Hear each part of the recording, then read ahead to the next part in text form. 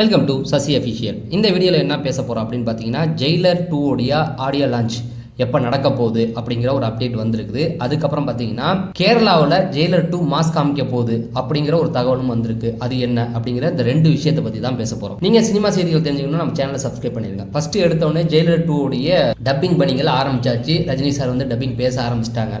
கிட்டத்தட்ட பார்த்தீங்க அப்படின்னா ஆகஸ்ட் ஃபர்ஸ்ட் வீக்கில் அதோட டப்பிங் முடிஞ்சிடும் அப்படிங்கிற மாதிரி சொல்கிறாங்க.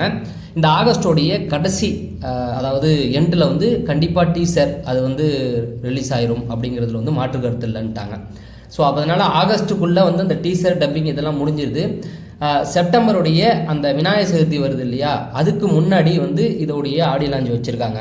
அதுவும் மலேசியாவில் வச்சுருக்காங்க. அது எல்லாருக்குமே தெரிஞ்ச விஷயம். ஏன்னா மலேசியாவில் முதல்ல ஆடியோ லான்ச் நடத்துனது சன் பிக்சர்ஸ்.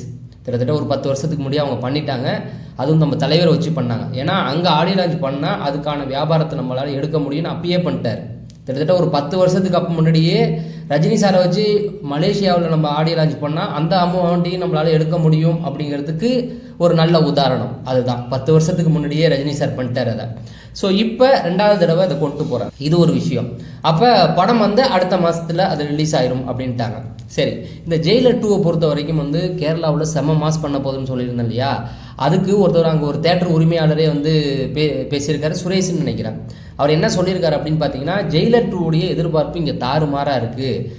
இங்கே கேரளாவில் உள்ள ரசிகர்கள் வந்து ரொம்ப வெறித்தனமாக அதை கொண்டாடிக்கிட்டு இருக்காங்க. தமிழ் சினிமாவுடைய முதல் 100 கோடி வந்து இந்த ஜெயிலர் 2 வந்து எடுத்துரும் அப்படின்னு சேலஞ்ச் பண்ணி சொல்லியிருக்காரு. இதை வந்து நீங்கள் வந்து உடனே வந்து தற்பெருமை பேசிக்கிறதா அந்த மாதிரி நினச்சிக்க வேண்டாம். தமிழ் சினிமாவுடைய முதல் 50 கோடியும் அங்கே வசூல் பண்ணது ரஜினி சாரோடைய படம் தான். எல்லாத்துடைய முதல் விஷயமே முதல் ஓப்பனர் யாருன்னு பார்த்தீங்கன்னா ரஜினி சாராக தான் இருப்பார். ஸோ கேரளாங்கிறது ரஜினி சாருடைய கோட்டை தான். அது எப்போ கிட்டத்தட்ட தளபதி காலத்திலேருந்து தளபதி மம்பட்டியும் இவரும் பண்ணியிருந்தார் இல்லையா, அதுலேருந்தே வந்து அது அவங்க கோட்டை. அதுக்கப்புறம் பாஷாலாம் அவங்க ஊர் படம் மாதிரியே அங்கே கொண்டாடினாங்க. பாஷா இத்தனைக்கும் கமல் சாருடைய படமும் அங்கே தெரிக்க ஓடும், அங்கேயும் பிச்சுக்கிட்டு தான் போகும். ஆனாலும் ரஜினி சாருக்கு அங்கே ஒரு மாசு இருக்கும். அதன்படி பார்த்தீங்கன்னா படையப்பாலம் பெரிய வசூல் சாதனை அங்கே பண்ணியிருந்தது. அதே போல் ஜெயிலர் 1 வந்து 50 கோடி கிட்டத்தட்ட 58 கோடி வந்து வசூல் பண்ணிடுச்சு.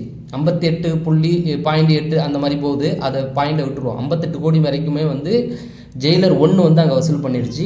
இப்போ ஜெயிலர் 2 வந்து 100 கோடி வசூல் பண்ண போகுது அப்படிங்கிற மாதிரி சொல்லியிருக்காங்க. ஸோ தலைவர் ரசிகர்கள் எல்லாருமே ரொம்ப ஹாப்பியாக இருக்காங்க.